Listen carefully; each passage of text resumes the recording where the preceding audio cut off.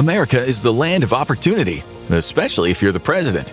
Along with the keys to the White House, the job comes with a $400,000 salary, plus travel and expense budgets. But presidents often earn far more once in office.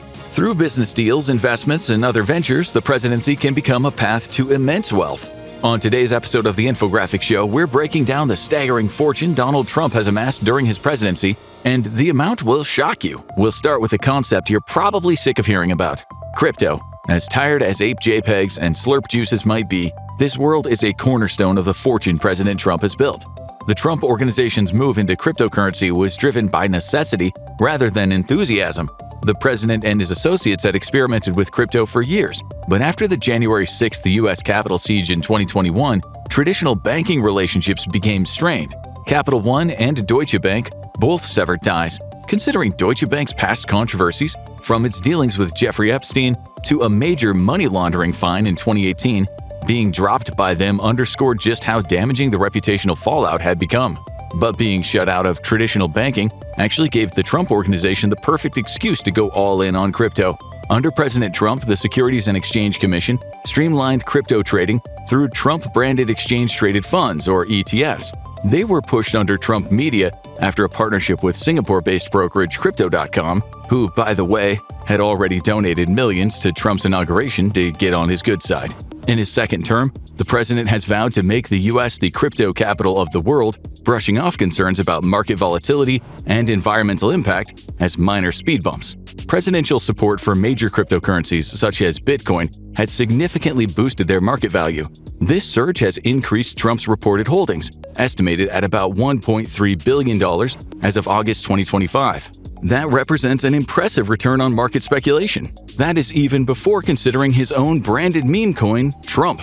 Created with Zanger, who also helped to launch the infamous Trump trading card NFTs, this token dropped only 3 days before Trump's second inauguration, and the second that he was sworn in, the price exploded. Sales of the tokens had netted $314 million in just 3 weeks, with plenty more left to sell. But it wasn't just the coin itself. Trump also owned the platform where they were being sold, netting him an additional $36 million in trading fees, for a cool $350 million total. His wife Melania also launched a meme coin called Melania. While less prominent, it still generated an estimated $65 million through sales and trading fees. But we mentioned the volatility of crypto for a reason earlier, and it's the reason we're not just calling this an easy $400+ million for Team Trump. The value of Trump coin went from over $70 to below $10 by April, marking a sharp decline. However, Trump boosted the value again by announcing an exclusive dinner for the biggest 220 Trump holders, with a VIP White House tour reserved for the top 25. That incentive pushed the token's price above $15 per coin. All told, between Trump and Melania's coins, the result is net earnings of around $385 million, bringing us to almost $1.7 billion for all of Trump's second-term crypto ventures. But crypto is just the tip of the iceberg. President Trump and his family pursued other avenues to help generate income during and after the presidency. First, we've got the massive profits that Trump made from his dealings in the Persian Gulf. A number of leaders from the Gulf states, which is to say Bahrain, Kuwait, Iraq, Oman, Qatar, Saudi Arabia, and the United Arab Emirates, are heavy investors in American real estate. Incidentally, it was the same type of real estate that had long been central to the Trump family business. This also became a significant channel for financial negotiations between Trump and foreign leaders. Here's some vital context you need to understand. Gulf monarchies are basically dictatorships, with rulers controlling their nation's vast oil wealth. That means they have absolute control over every business under their jurisdiction. So, when a Trump company signs a deal there, it's essentially the president making a deal directly with the ruler. President Trump has stated that Saudi buyers purchased tens of millions of dollars worth of his condos as early as 2016. But that feels like chump change, rather than the Trump change he's making now off the deals in his second administration. After Trump left the White House in 2021, his son-in-law Jared Kushner began courting Saudi investments for his private equity firm Affinity Partners. Against the objection of an advisory board, the Crown Prince in Saudi Arabia made an astonishing $2 billion investment, causing the other Gulf states to follow, donating millions of their own capital to earn Trump's favor. Even when not actively president, the Donald still had a great deal of political influence in the U.S., so foreign leaders saw him as a worthy investment. And this investment actually ended up being extremely shrewd. as it became increasingly apparent that Trump would retake the presidency in 2024. Making donations to affinity partners became a viable way to get on his good side. The Qatari monarchy kicked in $1.5 billion to the fund, bringing the total amount it was managing to an astonishing $4.8 billion. It is an impressive asset portfolio by anyone's standards, especially since Jared Kushner had never worked a day in private equity. Equity funds like this take a standard 2% fee per annum, which means a tasty $81 million for affinity partners every year. Over a typical 10-year cycle fund, that adds up to about $810 million. Roughly $320 million of that, after fees and costs, goes straight to Jared Kushner and by extension the Trump family. What does this deal have to do with Trump's presidency? Plainly spoken, this is a classic influence buying scheme. If the Persian Gulf states didn't believe that they would receive policy dividends when Trump took the presidency, it's unlikely these investments would have ever been made. Sorry, Jared. But let's go from Gulf to golf, because the affinity scheme is far from the only lucrative deal that the Trump family has locked in with the Saudis. For anyone not well versed in Trump lore, he's a huge lover of golf and always has been. Prior to January 6th, he had a pretty sweet deal for the PGA Tour to take place at the Trump National Golf Club, Bedminster, in New Jersey. However, much like Deutsche and Capital One, the PGA cut ties, slicing that deal straight into the rough. That marked the beginning of Saudi involvement in golf, where they introduced their new tournament, LIV, hosted at Trump's Bedminster course. This incident seemed to kickstart a licensing frenzy in Saudi Arabia and beyond. Before we give you all the details on that, we should probably tell you what exactly licensing is, because it's a key part of Trump's brand for decades now. Essentially, businesses pay a fee to license out Trump's name for their business, whether it's a building, a resort, a golf club, or some other miscellaneous venture. Especially during the Apprentice era, where Trump's name was synonymous with the appearance of wealth and success, this could buy your business some good publicity. However, it is a risky move, tying yourself to one person's name. The reputation of your business venture will forever be tied to that person. Then again, the reason you might license out Trump's name underwent a shift during the periods where he has political power. It's another avenue of buying influence, just like investments in Kushner's equity firm. There have been so many of these deals that you would probably get sick of them if we listed them all off here. But one of the most important ones was a Saudi-approved licensing deal for a Trump-branded hotel and resort in Muscat, Oman, along with a number of golf courses and condos across the Middle East. Not only will Trump be picking up considerable licensing fees, but the entire specifics of that deal have not been fully disclosed. Managing a new Trump golf course in Dubai alone could be a profit juggernaut, stacking even more cash on top of his Middle Eastern deals, but estimates put the total at about $105.8 million. And that is not even including the private jet. Oh, you forgot about the private jet.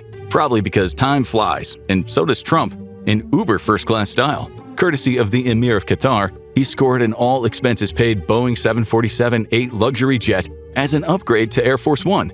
On the used market, that jet could fetch around $150 million if the president chose to sell it, since its size and costs make it impractical for regular use. Upgrading the gifted jet to Air Force One security standards would likely cost over $1 billion, making this gift a real white elephant. Still, while it's not liquid cash, it is another extremely pricey asset that the Trump family has accumulated over the course of his second term. But it isn't just these wealthy Gulf nations inking high-dollar deals with the Donald. One of his proudest achievements so far is a property deal with the Vietnamese government, Trump Hotel Hung Yen. The sprawling hotel, resort, and golf course is projected to cost about $1.5 billion to build, with an estimated $5 million in licensing fees going to the president. It's also going to be the biggest Trump-branded resort in the world, which Trump himself would likely take as a personal point of pride. But Trump isn't the only one getting a great return on investment from this deal. Vietnam is actually one of the biggest beneficiaries of Trump's export tariffs on China, which has resulted in exports to the U.S. becoming a third of Vietnam's economy. The Trump Hotel Hung Yen has been viewed as something that could help ease tariffs and boost stable U.S. trade relations. And while these much larger deals are the lodestars of Trump's presidential portfolio, they are hardly the only moneymakers. Trump has built countless other revenue streams, beginning with Mar-a-Lago, his so-called winter White House. This elite Florida social club on the waterfront has earned the president a cumulative $125 million by some estimations, and he's found a number of ways to creatively juice his numbers on that front. For starters, he made the habit of holding campaign rallies here and encouraged other Republican and conservative figures to do the same. Mar-a-Lago memberships, of which there are only 500 at any given time, have also become an extremely valuable way for people to buy political capital. An all-access pass to Mar-a-Lago provided direct exposure to the president and his close associates. One of President Trump's most lucrative ventures has been his private merchandise store. It's marketed like campaign swag, but every dollar goes straight to him, not his political fund. These include, but are by no means limited to, $50 Gulf of America baseball caps, $40 flip-flops, and $18 Trump beer koozies. In any case, Trump generated significant revenue from his merchandising efforts, but he is also a big believer in the classic phrase, "A penny saved is a penny earned." While there are laws against using campaign funds for personal legal struggles, the president did find a loophole. You can convert a campaign fund into a political action committee or a PAC, which is a lot less regulated in its spending habits. This has allowed Trump to essentially write off tens of millions in personal legal fees on his campaign donors' dime. And when you combine the money saved on legal fees and the money gained on merch, you get around $177 million. That's not to be sniffed at. But we're still not done because if nothing else, Trump knows how to diversify his revenue streams. So we still have a few more slightly less lucrative but no less important feathers in his cap. One of these comes less from Trump writing off his own legal fees and more on him compulsively suing others, especially for claims like defamation and libel. And in order to stay on the president's good side, plenty of large companies have settled on these suits with shockingly large payouts. Disney, for example, agreed to pay out $15 million to the Trump Presidential Library nonprofit to avoid the president's legal wrath. Mark Zuckerberg's pride and joy Meta also settled a lawsuit with the president and agreed to pay out $25 million to that same foundation. And there's more. Silicon Valley's crybaby-in-chief Elon Musk also agreed to pay around $10 million to settle a suit on behalf of X, formerly Twitter. And then there's the so-called cash for pardon scandal. Wealthy offenders allegedly donated money, at least $75,000 worth, in exchange for presidential pardons. While modest compared to other ventures, the $75,000 in revenue was still a noteworthy sum. Add in Trump's settlements, the alleged pardon scheme, and even a bidding war over a documentary about his White House comeback, and that's another $91 million on the pile. If you're an obsessive follower of Trump's business ventures, you may be noticing a glaring omission. But don't worry, we're just getting to that now. Truth Social. It's the only social media site where Donald Trump is active, despite previously being a prolific tweeter and even once an on and off YouTube vlogger. But Truth Social is different because it's the only social media site that has the ability to make Trump millions of dollars, so long as it remains the only site that he ever posts on. This all started when Trump was banned from Twitter in early 2021 after an incident that we've discussed plenty in this video already. But while you can take the Trump off Twitter, you can't take the Twitter out of Trump. The social media site was created through one of his less successful business ventures, Trump Media. It only has around 513,000 daily users, but seeing as one of them is the President of the United States, there's a lot of investor money to be had. Truth Social is basically Trump's all-caps megaphone, and because the press can't ignore his grand proclamations, they are obliged to mention it in their coverage, keeping its name in the news. Experts refer to Truth Social as a meme stock. Its value tied more to vibes and feelings than to any real business fundamentals. Truth Social might be small compared to Trump's other ventures, but analysts still say it netted him between $20 and $25 million. But still, this is only the penultimate Trump presidential revenue stream. This is a triple threat, though its total revenue for the Trump family is slightly less than $20 million. It comes from collaborations between Trump's sons and donor Omid Malik, including a line of exclusive social clubs called Executive Branch. There's also Grab a Gun, an online firearms retailer which aligns with the family's interest in hunting. While these ventures are generally seen as having limited profit potential, another business opportunity stands out: 1789 Capital, an equity firm with significant Trump family involvement. The firm has raised about $500 million in capital from various conservative mega donors, such as the Mercer family, which means the Trumps will be taking their obligatory 2% fee at the very least. That much money in this many different financial deals can be a little dizzying to try to even think about.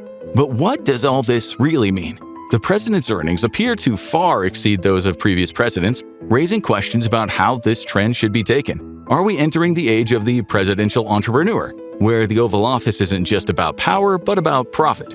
Well, yes, but not as much as you think. The Trump Organization's approach has been a significant departure from other administrations. There's definitely a conversation to be had about the extent to which any of this is ethical, but none of it is really illegal. It's just something that previous presidents hadn't done for reputational reasons. And that includes Donald Trump himself during his first presidency, where he and his organization were actually a lot more restrained. Donald Trump Jr., the president's eldest son and executive vice president of the Trump Organization, put it bluntly, "It almost doesn't matter. They're gonna hit you no matter what." He suggested that given the level of criticism already directed at the family, pursuing additional business opportunities carried little added risk. When you add up all the coins and the deals, the licensing, the lawsuits, and even the pardons, you get a number that no other president in U.S. history has come close to, an estimated $3.4 billion earned from the Oval Office. But this isn't just about Trump or his family fortune. It's about the precedent it sets and what political power really means going forward. Being the President of the United States is no longer just a calling, if it ever was. It's an integrated business and branding move that can turn political capital into financial capital. President Trump's fortune is one thing, but keeping him safe is another level entirely. See just how far it goes in the insane protection of the President of the United States, or click on this video instead.